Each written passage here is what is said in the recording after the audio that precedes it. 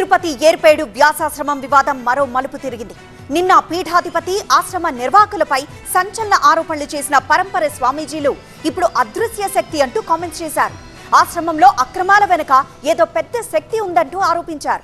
ఇక పోలీసులపైన సంచలన ఆరోపణలు చేశారు పరంపర స్వామీజీలు. ఇంతకీ ఏంటి ఆరోపణలు? ఆశ్రమ నిర్వాహకులేమంటున్నారు? తిరుపతి ఏర్పేడు వ్యాసాశ్రమంలో వివాదం మరింత ముదురుతోంది. పరంపర స్వామీజీలు ఆశ్రమ నిర్వాహకుల మధ్య ఆరోపణలు ప్రత్యారోపణలు తారాస్థాయికి చేరాయి. చంద్రగిరి మండలం శ్రీనివాస మంగాపురంలోని లలితా పీఠంలో మరోసారి సమావేశమైన స్వామీజీలు ఏర్పేడు పోలీసుల తీరుపై తీవ్ర అభ్యంతరం వ్యక్తం చేశారు. సిఐ ఏకపక్షంగా వ్యవహరిస్తున్నారని, ఆశ్రమ నిర్వాహకులకు వకాల్తా పుచ్చుకొని మాట్లాడుతున్నారని ఆరోపించారు.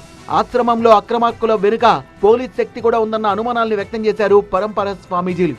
మా గురుస్థానమైన వ్యాసాశ్రమానికి వెళ్తే మేము క్యూ లైన్లో పేర్లు నమోదు చేయించుకొని వెళ్ళవలసినటువంటి దుస్థితి తీసుకొచ్చినటువంటి పోలీసు విభాగానికి, పీఠాధిపతుల వారికి మరీ నమస్కారం చేస్తున్నాం. ఏ శక్తి లేకపోతే ఇది జరగదు, కానీ పోలీస్ శక్తి మాత్రం వాళ్ళ వైపే ఉండిందని మాత్రం మేము స్పష్టంగా గుర్తించాం.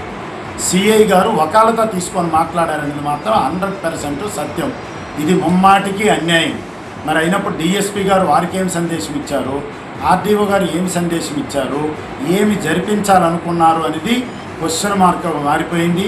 ఇది భక్తులందరికీ గొప్ప ఆవేదనను, గొప్ప దుఃఖాన్ని మిగిల్చిందన్నటువంటి విషయం అయితే కరెక్ట్. పరంపర స్వామీజీల ఆరోపణల్ని ఖండిస్తోన్న ఆశ్రమ నిర్వాహకులు పీఠాధిపతి సోదరుడు శివరాం త్రికరణ శుద్ధితో ఆశ్రమ సేవ చేస్తున్నామని చెప్తున్నారు. ఇక్కడ వారసత్వాలు లేవని, కేవలం గురు శిష్యుల సంబంధం మాత్రమే ఉంటుందని తెలిపారు. వారు కొన్ని పాయింట్స్ రైజ్ చేస్తారు. స్వామివారు ఆలోచించుకుని కొంచెం తర్వాత ఈ శత జయంతి కార్యక్రమం అయిపోయిన తర్వాత వారి యొక్క నిశ్చయాన్ని చెప్తామని చెప్పారు. ఆగస్టు 27 నుంచి సెప్టెంబర్ 2 వరకు ఈసారి ఖచ్చితంగా జరుగుతుంది. నా పైన ఆరోపణలు, మన త్రికరణ శుద్ధిగా ఆశ్రమాన్ని సేవ చేస్తున్నాం. ఇక్కడ వారసత్వాలు ఉండవు, గురు శిష్యులు ఉంటారు అంతే.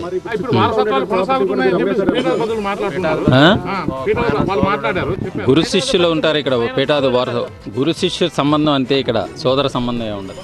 పరంపర స్వామీజీలు కోరుతున్నట్లు ప్రభుత్వం జోక్యం చేసుకుంటుందా, లేదంటే అంతర్గత చర్చల ద్వారానే వివాదం ముగుస్తుందా అనేది చూడాలి.